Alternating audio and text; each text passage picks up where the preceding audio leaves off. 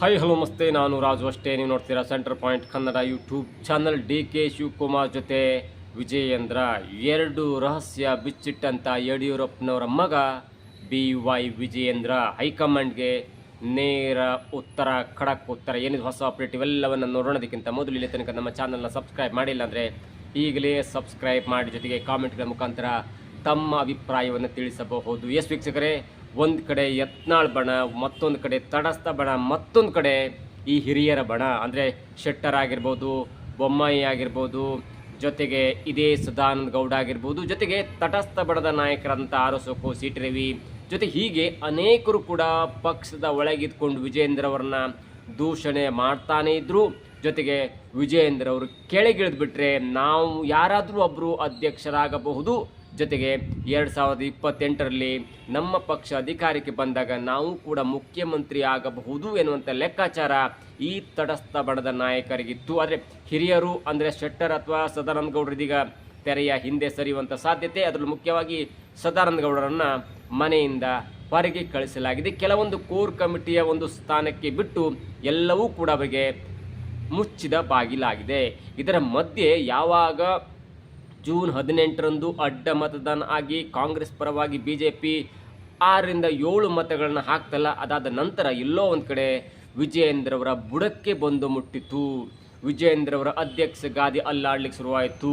ವಿಜಯೇಂದ್ರ ಅವರು ಸದ್ಯವೇ 3 ವರ್ಷ ಪೂರ್ಣಗೊಳಿಸ್ತಾರೆ. ಅದಾದ ನಂತರ ಅಂದರೆ ನವೆಂಬರ್ 20ರ ನಂತರ ಹೊಸ ಅಧ್ಯಕ್ಷರನ್ನ ನಾವು ಕೂರಿಸಲೇಬೇಕೆನ್ನುವಂಥ ಹಠಕ್ಕೆ ಈ ವಿರೋಧಿ ಬಣಗಳು, ಅಂದರೆ ಎಲ್ಲರೂ ಕೂಡ ವಿರೋಧಿ ಬಣಗಳು, ವಿಜಯೇಂದ್ರ ಅವರಿಗೆ ಯಾರು ಕೂಡ ಆಪ್ತರಿಲ್ಲ. ಕೆಲವೊಂದು ರೇಣುಕಾಚಾರ್ಯ, ಪ್ರೀತಮ್, ಜೊತೆಗೆ ಕುಡ್ಚಿ ಶಾಸಕ ಮಾಜಿ MLA ಆದಂಥ ರಾಜೀವ್ ಆಗಿರ್ಬೋದು, ಹೀಗೆ ಕೆಲವೊಂದು ಯಂಗ್ ಮುಖಂಡರನ್ನು ಬಿಟ್ಟು ಎಲ್ಲ ಕೂಡ ಅಂದರೆ 2ನೇ ಬಾರಿಗಿದ್ದಂಥವ್ರು, 3ನೇ ಬಾರಿಗಿದ್ದಂಥವ್ರು ಎಲ್ಲರೂ ಕೂಡ ವಿಜಯೇಂದ್ರ ಅವರು ವಿರೋಧಿ ಆಗಿ ಕಾಣಿಸಿಕೊಂಡರು. ಆದರೆ ಒಂದು ಹಂತಕ್ಕೆ ತಟಸ್ಥ ಬಣವನ್ನು ಹೊರತುಪಡಿಸಿ ದೊಡ್ಡ ಬಣವೇ ವಿಜಯೇಂದ್ರ ವಿರುದ್ಧ ತಿರುಗಿ ಬಿದ್ದಿತ್ತು. ಅನೇಕರು ತಿರುಗಿ ಬಿದ್ದಿದ್ರು. ಇದರ ಮಧ್ಯೆ ಇದೀಗ ಅಡ್ಡ ಮತದಾನ ಆದಂಥ ಸದಾನಂದ ಗೌಡರು ಮಾತಾಡಿದ್ದಾರೆ ಎನ್ನಲಾದಂತೆ ಆಡಿಯೋ ಯಾವಾಗ ವೈರಲ್ ಆಯ್ತಲ್ಲ, ಆಗ ಎಲ್ಲರಿಗೂ ಕೂಡ ಅನಿಸ್ಕೊಳ್ಳಿ ಶುರುವಾಯಿತು, ಇಲ್ಲ ವಿಜಯೇಂದ್ರ ಅವ್ರನ್ನ ಕೆಳಗಿಳಿಸ್ತಾರೆ. ವಿಜಯೇಂದ್ರ ಅವ್ರನ್ನ ಕೆಳಗಿಳಿಸ್ಲಿಕ್ಕೆ ಹೈಕಮಾಂಡ್ ಕೂಡ ಒಂದು ಸಲಹೆಯನ್ನು ಕೇಳ್ತಿದೆ, ಒಂದು ಅಭಿಪ್ರಾಯವನ್ನು ಕೇಳ್ತಿದೆ ಅನ್ನುವಂಥ ಮಾತು ಕೂಡ ಕೇಳಿ ಬರ್ತಾ ಇತ್ತು. ಇದರ ಮಧ್ಯೆ ಇದೀಗ ವಿಜಯೇಂದ್ರ ಅವರು ಚಿತ್ರದುರ್ಗ ಮತ್ತು ದಾವಣಗೆರೆಯ ಪ್ರವಾಸದಲ್ಲಿದ್ದಂಥ ವಿಜಯೇಂದ್ರ ಅವರು ಇದೀಗ ಒಂದು ಸ್ಪಷ್ಟವಾದಂಥ ಸಂದೇಶವನ್ನು ಕೊಟ್ಟಿದ್ದಾರೆ.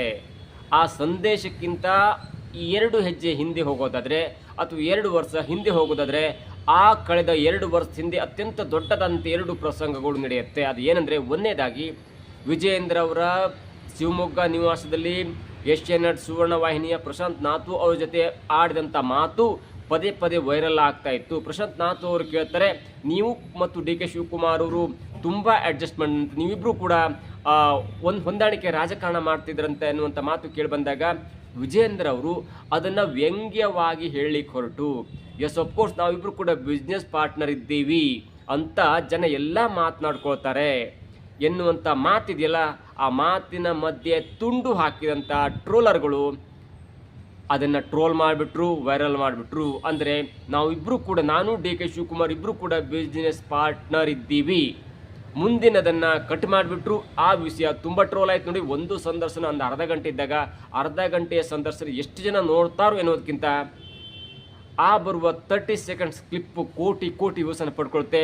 ಅದು ಯಾವ ಲೆವೆಲಿಗೆ ಅಂದರೆ ಅದನ್ನೇ ಇಟ್ಕೊಂಡು ಸ್ವಪಕ್ಷೀಯ ತಟಸ್ಥ ಬಣದ ನಾಯಕರ ಒಂದು ಟ್ರೋಲ್ ಪೇಜ್ಗಳಾಗಿರ್ಬೋದು ಅಥವಾ ಯತ್ನಾಳ್ ಬಣದ ಕೆಲವೊಂದು ಟ್ರೋಲ್ ಪೇಜ್ಗಳಾಗಿರ್ಬೋದು, ಅದನ್ನೇ ಇಟ್ಕೊಂಡು ಯಾವಾಗ ವಿಜಯೇಂದ್ರ ಅವರು ಎಡುತ್ತಾರೆ, ಯಾವಾಗ DK ಶಿವಕುಮಾರ್ ಜೊತೆ ಕಾಣಿಸ್ಕೋತಾರೆ, ಯಾವಾಗ ಕಾಂಗ್ರೆಸ್ ವಿರುದ್ಧ ಸಾಫ್ಟ್ ಆದಂಥ ಹೋರಾಟವನ್ನು ಮಾಡ್ತಾರೆ, ಆಗೆಲ್ಲ ಕೂಡ ಇದನ್ನೇ ಇಟ್ಕೊಂಡು DK ಶಿವಕುಮಾರ್ ಮತ್ತು ವಿಜಯೇಂದ್ರ ಅವರು ಬಿಸ್ನೆಸ್ ಪಾರ್ಟ್ನರ್ ಎನ್ನುವಂಥ ರೀತಿಯಲ್ಲಿ ಅದನ್ನು ಹರಿಬಿಡ್ತಾರೆ. ಮತ್ತು ಅದು ಒಂದು ಹಂತಕ್ಕೆ ವಿಜಯೇಂದ್ರ ಅವರಿಗೂ ಕೂಡ ಮುಜುಗರ ಆಗುತ್ತೆ. ಅದಾದ ನಂತರ ಕೆಲವು ಒಂದು ತಿಂಗಳ ಹಿಂದೆ ಅದಕ್ಕೂ ಕೂಡ ಸ್ಪಷ್ಟನೆ ಕೊಟ್ಟು ಹೀಗಾಗಿತ್ತು ವಿಜಯೇಂದ್ರ ಅಂದರೆ ಪ್ರಶಾಂತ್ ನಾಥ್ ಅವರು ನಮ್ಮ ಮನೆಗೆ ಬಂದಾಗ ಆ ಸಂದರ್ಶನ ಕೊಡೋ ಸಂದರ್ಭದಲ್ಲಿ ನಾನು ಹೀಗಿಳಿದ್ದೆ, ಆ ಅರ್ಧ ಮಾತನ್ನು ತುಂಡು ಹಾಕ್ಕೊಂಡು ಟ್ರೋಲ್ ಮಾಡಿದ್ರು, ಅದೇನು ಬೇಜಾರಿಲ್ಲ, ನಾವಿಬ್ಬರು ಕೂಡ ಸೈದ್ಧಾಂತಿಕ ವಿರೋಧಿಗಳು, ಅವರು ಆ ಪಾರ್ಟಿಲಿದ್ದಾರೆ, ನಾವು ಈ ಪಾರ್ಟಿಲಿದ್ದೇವೆ, ಅವರು ಕೆಲಸ ಮಾಡ್ತಾರೆ, ನಾವು ಕೆಲಸ ಮಾಡ್ತಿದ್ದೇವೆ ಅನ್ನುವಂಥ ಮಾತನ್ನು ಹೇಳಿ ಅಷ್ಟಕ್ಕೆ ಅದನ್ನು ಒಂದು ಅಂತ್ಯ ಹಾಡುವಂಥ ಪ್ರಯತ್ನ ಕೂಡ ಮಾಡಿದ್ರು. ಎರಡನೇದಾಗಿ ಯಡಿಯೂರಪ್ಪನವರ 75ನೇ ವರ್ಷದ ಹುಟ್ಟುಹಬ್ಬಕ್ಕೆ ಯಡಿಯೂರಪ್ಪನವರ ಬಳಗದವರು, ಯಡಿಯೂರಪ್ಪನವರು ಸ್ವತಃ ಎಲ್ಲರಿಗೂ ಕೂಡ ಪಕ್ಷಾತೀತವಾಗಿ ಎಲ್ಲರೂ ಕೂಡ ಕರೆದಿದ್ರು. ಆದರೆ ಆ ಕಾರ್ಯಕ್ರಮಕ್ಕೆ ಕುಮಾರಸ್ವಾಮಿ ಅವರು ಬಂದಿರಲಿಲ್ಲ. ಇದೇ ಸಿದ್ದರಾಮಯ್ಯನವರು ಮುಖ್ಯಮಂತ್ರಿ ಆಗಿದ್ರು ಕೂಡ ಮತ್ತೊಬ್ಬ ಸೈದ್ಧಾಂತಿಕ ವಿರೋಧಿಯಾದಂಥ ಸಿದ್ದರಾಮಯ್ಯನವರು ಹೇಳುವಂಥ ಕೋಮುವಾದಿ ಪಕ್ಷದ ಒಂದು ಕಾರ್ಯಕ್ರಮಕ್ಕೆ ಅಥವಾ ಅವರ ಒಂದು ಹುಟ್ಟುಹಬ್ಬಕ್ಕೆ ಹೋಗಿದ್ರು. ಹುಟ್ಟುಹಬ್ಬದಲ್ಲಿ ಯಡಿಯೂರಪ್ಪನವ್ರ ಕುರಿತು ಸಿದ್ದರಾಮಯ್ಯನವರು ಆಡಿದಂಥ ಮಾತಿದೆಯಲ್ಲ, ಯಡಿಯೂರಪ್ಪನವರ ಹೊರತಾಗಿ ಕರ್ನಾಟಕದಲ್ಲಿ BJPನ ಊಹಿಸಿಕೊಳ್ಳಿಕ್ಕೂ ಸಾಧ್ಯವಿಲ್ಲ. ಯಡಿಯೂರಪ್ಪನವರು BJPನ ಕಟ್ಟಿದ್ದಾರೆ ಮತ್ತು ಅವರ ಪ್ರಯತ್ನದಿಂದ ಇಲ್ಲೇ ತನಕ BJP ಇದೆ ಅನ್ನುವಂಥ ಮಾತನ್ನು ಹೇಳುವಾಗ ಯಡಿಯೂರಪ್ಪನವರು ಕೂಡ ಕಣ್ಣೀರು ಹಾಕಿದ್ರು. ಈ ಎರಡು ಘಟನೆಗಳು ಎಲ್ಲೋ ಒಂದು ಕಡೆ ಸಿದ್ದರಾಮಯ್ಯ ಮತ್ತು ಯಡಿಯೂರಪ್ಪನವರು ಪಕ್ಕಾ ದೋಸ್ತಿಗಳು, ಸೈದ್ಧಾಂತಿಕವಾಗಿ ಏನೇ ವಿರೋಧ ಇದ್ರೂ ಕೂಡ ಅವರಿಬ್ಬರು ಕೂಡ ಮಾತನಾಡ್ಕೊಂಡು ಪೊಲಿಟಿಕ್ಸ್ ಮಾಡ್ತಾರೆ ಅನ್ನುವಂಥ ಮಾತು ಅನೇಕ ಜನರು ಹೇಳ್ತಾ ಇದ್ರು. ಎರಡನೇದಾಗಿ ಅವರ ಅಂದರೆ DK ಶಿವಕುಮಾರ್ ಕಾಂಗ್ರೆಸ್ನ ಮತ್ತೊಬ್ಬ ಕಾರ್ಯಕರ್ತ ಅಥವಾ ಸಂಘಟನಾಕಾರ ಮತ್ತು BJPಯ ಮತ್ತೊಬ್ಬ ಹೋರಾಟಗಾರ ವಿಜಯೇಂದ್ರ ಅವರ ನಡುವೆ ತುಂಬ ಸಾಮ್ಯತೆ ಇದೆ, ತುಂಬ ಸ್ನೇಹಿತರು, ಅವರಿಬ್ಬರು ಕೂಡ ಬಿಸ್ನೆಸ್ ಪಾರ್ಟ್ನರ್ಸು. ಹಾಗಾಗಿ ಸೈದ್ಧಾಂತಿಕವಾಗಿ ಕಾಂಗ್ರೆಸ್ ಏನೇ ತಪ್ಪು ಮಾಡಿದ್ರು ಕೂಡ BJPಯ ನಾಯಕತ್ವ ಹೋರಾಟ ಮಾಡಲ್ಲ. ಅದು ತುಂಬ ಕಡೆಯಾಗಿದೆ. ಅಂದರೆ ಗೃಹಲಕ್ಷ್ಮಿಯ ಹಣ 5,000 ಕೋಟಿಯಷ್ಟು ಅಕೌಂಟ್ಗೆ ಬಂದಿಲ್ಲ ಅಂದವರು ಕೂಡ ಒಂದು ವಾರ ಹೋರಾಟ ಮಾಡ್ತಾರೆ, ಅಥವಾ ತೆಂಗಿನಕಾಯಿ ಅಂತವ್ರು ಅದನ್ನು ಹೊರಗೆ ತರುವಂಥ ವಿಷಯ ಮಾಡ್ತಾರೆ. ಆದರೆ ಎಲ್ಲೋ ಒಂದು ಕಡೆ ಅದನ್ನು ತಾರ್ಕಿಕ ಅಂತ್ಯಕ್ಕೆ ಕಾಣಿಸುವಲ್ಲಿ ವಿಫಲ ಆಗುತ್ತೆ ವಿಜಯೇಂದ್ರ ಅವರ BJP ಬಣ. ಜೊತೆಗೆ ಬೆಲೆ ಏರಿಕೆ ಆಗಿರ್ಬೋದು, ಅಲ್ಪಸಂಖ್ಯಾತರ ಓಲೈಕೆ ಆಗಿರ್ಬೋದು, ಜೊತೆಗೆ ಮೊನ್ನೆ 52 ಕೇಸ್ ಅಂದರೆ ಕ್ರಿಮಿನಲ್ ಕೇಸನ್ನು ಅಲ್ಪಸಂಖ್ಯಾತರ ಮೇಲೆ ಹಾಕಿದಂಥ ಕ್ರಿಮಿನಲ್ ಕೇಸನ್ನು ವಾಪಸ್ ತೆಗೆದುಕೊಂಡಿರ್ಬೋದು. ಜೊತೆಗೆ ಗಣೇಶನ ಮೆರವಣಿಗೆಯಲ್ಲಿ ಅಲ್ಪಸಂಖ್ಯಾತರು ಕಲ್ಲು ತೂರಾಟದಾಗಿರ್ಬೋದು. ಹೀಗೆ ಅನೇಕ ಒಂದು ಹೋರಾಟ, ಮೂಢ ಹಗರಣ ಆಗಿರ್ಬೋದು, ಯಾವುದನ್ನು ಕೂಡ ಅಂತ್ಯಕ್ಕೆ ತೆಗೆದುಕೊಂಡು ಹೋಗಿಲ್ಲ. ಇದರ ಅರ್ಥ ಈ ಇಬ್ಬರು ವ್ಯಕ್ತಿಗಳು ಯಡಿಯೂರಪ್ಪನವರು ಸಿದ್ದರಾಮಯ್ಯನ ಜೊತೆ ಹೊಂದಾಣಿಕೆ ಇದ್ದಾರೆ, ವಿಜಯೇಂದ್ರ ಅವರು DK ಶಿವಕುಮಾರ್ ಅವರ ಜೊತೆ ಹೊಂದಾಣಿಕೆ ಇದ್ದಾರೆ. ತಮ್ಮ ರಾಜಕೀಯ ಬೇಳೆ ಬೇಯಿಸ್ಕೊಳ್ಳೋಕ್ಕೋಸ್ಕರ, ತಮ್ಮ ಬಿಸ್ನೆಸ್ಸನ್ನು ವಿಸ್ತಾರ ಮಾಡಲಿಕ್ಕೋಸ್ಕರ ಈ ಇಬ್ಬರೂ ಕೂಡ ಅಂದರೆ BJPಯ ದೊಡ್ಡ ನಾಯಕರು ಕಾಂಗ್ರೆಸ್ನ ದೊಡ್ಡ ನಾಯಕರ ಜೊತೆ ಹೊಂದಾಣಿಕೆ ಮಾಡಿಕೊಂಡು ಇಡೀ ಪಕ್ಷವನ್ನು ಬಲಿ ಕೊಡ್ತಾ ಇದ್ದಾರೆ. ಹೀಗಾಗಿ ವಿಜಯೇಂದ್ರ ಅಥವಾ ಯಡಿಯೂರಪ್ಪನ ಕುಟುಂಬವನ್ನು BJPಯಿಂದ ದೂರ ಇಡಬೇಕು ಅನ್ನುವಂಥ ಮಾತು ಕೇಳಿ ಬರ್ತಾ ಇತ್ತು. ಇದರಿಂದ ಇದರ ಮುಂದುವರೆದ ಭಾಗವಾಗಿ ಫೈನಲ್ ಟಚ್ ಕೊಟ್ಟಿದ್ದು ಅದೇನೆಂದರೆ ಈ ಅಡ್ಡ ಮತದಾನ ಯಾವ ಲೆವೆಲಿಗೆ ಸದ್ದು ಮಾಡ್ತಂದರೆ ಪ್ರತಿಯೊಬ್ಬರು 5-6 ಹೆಸರುಗಳನ್ನ ತೆಲಿಬಿಟ್ರು. ಆ ಹೆಸರುಗಳ ವಿರುದ್ಧವಾಗಿ ಲಾಸ್ಟಾಗಿ ಕೇಳಿ ಬಂದಂಥ ಹೆಸರಂದರೆ ವಿಜಯೇಂದ್ರ ಅವರೇ ಅಡ್ಡ ಮತದಾನ ಮಾಡಿಬಿಟ್ಟಿದ್ದಾರೆ.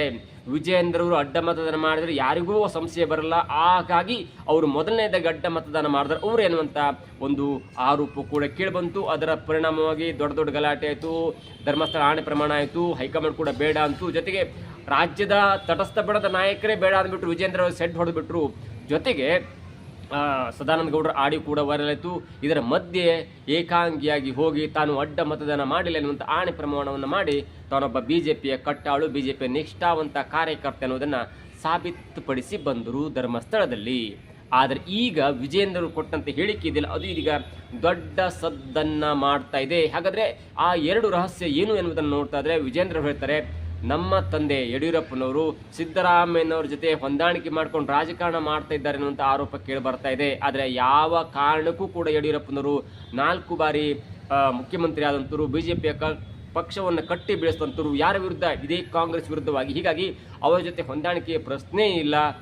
ಹಾಗಾಗಿ ನೋಡಿ, BJP ಕಾಂಗ್ರೆಸ್ ಜೊತೆ ಹೊಂದಾಣಿಕೆ ಇಲ್ಲ, ತುಂಬ ಜನ ಹೊಂದಾಣಿಕೆ ಮಾಡ್ಕೊಂಡಿದ್ದಾರೆ ಅಂತ ಹೇಳ್ತಾರೆ. ಅಂದರೆ ಯಡಿಯೂರಪ್ಪನವರು ಸಿದ್ದರಾಮಯ್ಯನವ್ರ ಜೊತೆ ತುಂಬ ಆಪ್ತರು, ಸ್ನೇಹಿತರು ಎನ್ನುವಂಥ ಮಾತಿನ ನಡುವೆ ಇದೇ ಸಿದ್ದರಾಮಯ್ಯನವ್ರ ಸರ್ಕಾರ ಯಡಿಯೂರಪ್ಪನವ್ರ ಮೇಲೆ, BJPಯವರ ಮೇಲೆ 35 ಕೇಸ್ಗಳನ್ನ ಹಾಕಿದೆ. ಅದು ಈಗಲೂ ಕೂಡ ನಡೀತದೆ, FIR ಆಗಿದೆ, ಪೊಲೀಸ್ ಸ್ಟೇಷನ್ಗೆ ಹೋಗೋದು, ಕಂಪ್ಲೇಂಟನ್ನು, ಅದಕ್ಕೆ ಮಾತುಕತೆ ಆಗೋದು ಎಲ್ಲವೂ ಕೂಡ ನಡೀತದೆ.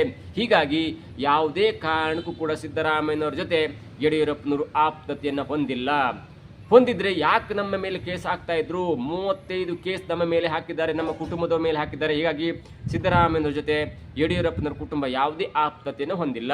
ಎರಡನೇದಾಗಿ DK ಶಿವಕುಮಾರ್ ಜೊತೆ ವಿಜಯೇಂದ್ರ ಹೊಂದಾಣಿಕೆ ಮಾಡ್ಕೊಂಡಿದ್ದಾರೆ, ಬಿಸ್ನೆಸ್ ಪಾರ್ಟ್ನರ್ಸ್ ಆಗಿದ್ದಾರೆ, ಅಡ್ಜಸ್ಟ್ಮೆಂಟ್ ಪಾಲಿಟಿಕ್ಸ್ ಇದೆ ಅನ್ನುವಂಥ ಮಾತು ಕೂಡ ಕೇಳಿ ಬರ್ತಿದೆ.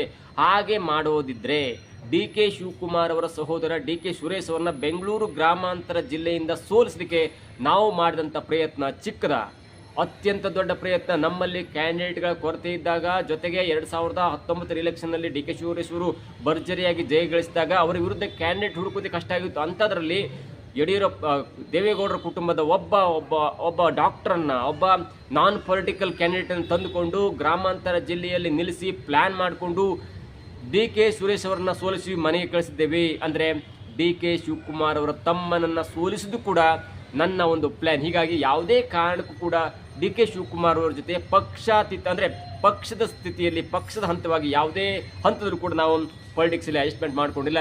ಅಡ್ಜಸ್ಟ್ಮೆಂಟ್ ಮಾಡಿದರೆ ನಾವು ಡಿ ಕೆ ಸುರೇಶ್ ಅವರನ್ನ ಸೋಲಿಸ್ತೇ ಇರಲಿಲ್ಲ. ಡಿ ಕೆ ಸುರೇಶ್ ಯಾರಂದರೆ ಇದೆ ಡಿ ಕೆ ಶಿವಕುಮಾರ್ ಅವರ ಸಹೋದರ. ಹೀಗಾಗಿ ಅನೇಕರು ಅನೇಕ ಥರದಲ್ಲಿ ಮಾತನಾಡ್ತಿದ್ದಾರೆ. ಯಾವುದೇ ಮಾತಿಗೆ ಕಿವಿಗೊಡಬಾರದು. ಜೊತೆಗೆ ಪಕ್ಷದ ಕಾರ್ಯಕರ್ತರಿಗೆ ನಮ್ಮ ಮೇಲೆ ಬೇಸರ ತರಿಸುವಂಥ ಯಾವುದೇ ಕಾರ್ಯ ಮಾಡಬಾರ್ದು. ಒಟ್ಟಾಗಿ ಕೆಲಸ ಮಾಡಬೇಕು. ಆಗಿದ್ದು ಆಗೋಯ್ತು ಎನ್ನುವಂಥ ಮಾತನ್ನು ಹೇಳಿ ಎಲ್ಲೋ ಒಂದು ಕಡೆ ಯಡಿಯೂರಪ್ಪನವರು, ವಿಜಯೇಂದ್ರ ಅವರು ಕಾಂಗ್ರೆಸ್ನ ಕೆಲವು ನಾಯಕರ ಜೊತೆ ಅಡ್ಜಸ್ಟ್ಮೆಂಟ್ ಪಾಲಿಟಿಕ್ಸ್ ಮಾಡ್ಕೊಂಡಿದ್ದಾರಲ್ಲ ಎನ್ನುವಂಥ ಮಾತಿಗೆ ಸದ್ಯಕ್ಕೆ ಅಂತ್ಯ ಹಾಡಿದ್ದಾರೆ. ಆದರೆ ಈ ಅಂತ್ಯ ಹಾಡಿದರೂ ಕೂಡ BJPಯ ಪಕ್ಷದ ಬಣ ರಾಜಕೀಯ ಯಾವುದೇ ಹಂತಕ್ಕೂ ಮುಗಿಯುವಂಥ ಲಕ್ಷಣ ಕಂಡು ಬರ್ತಿಲ್ಲ. ಒಂದು ವೇಳೆ ಇದೇ ಹೈಕಮಾಂಡ್ BJP ಹೈಕಮಾಂಡ್ ಬಂದು ಅಧಿಕೃತವಾಗಿ ಯಾರೇ ಏನೇ ತಕರಾರು ಮಾಡಿದ್ರೂ ಕೂಡ ನಾವು ವಿಜಯೇಂದ್ರ ಅವರನ್ನ ಮುಂದುವರಿಸ್ತೇನೆ ಎನ್ನುವಂಥ ಅಧಿಕೃತ ಹೇಳಿಕೆ ಕೊಡುವವರೆಗೆ ಈ ಕಚ್ಚಾಟ ಮುಂದುವರಿಯುತ್ತೆ. ವಿಜಯೇಂದ್ರ ಏನು ಹೇಳಿ, ಯಡಿಯೂರಪ್ಪನವರು ಏನು ಹೇಳಿ, ಆದರೆ ಪಕ್ಷದ ಒಳಗಿನ ಗೊಂದಲ ಇದೆಯಲ್ಲ ಅದು ಸದ್ಯದ ಮಟ್ಟಿಗೆ ತಣ್ಣಗಾಗುವಂತೆ ಕಾಣ್ತಾ ಇಲ್ಲ. ಇದಾಗುತ್ತೆ ಇವತ್ತಿನ ವಿಶೇಷ. ನೋಡ್ತಾರೆ centre point Kannada YouTube channel.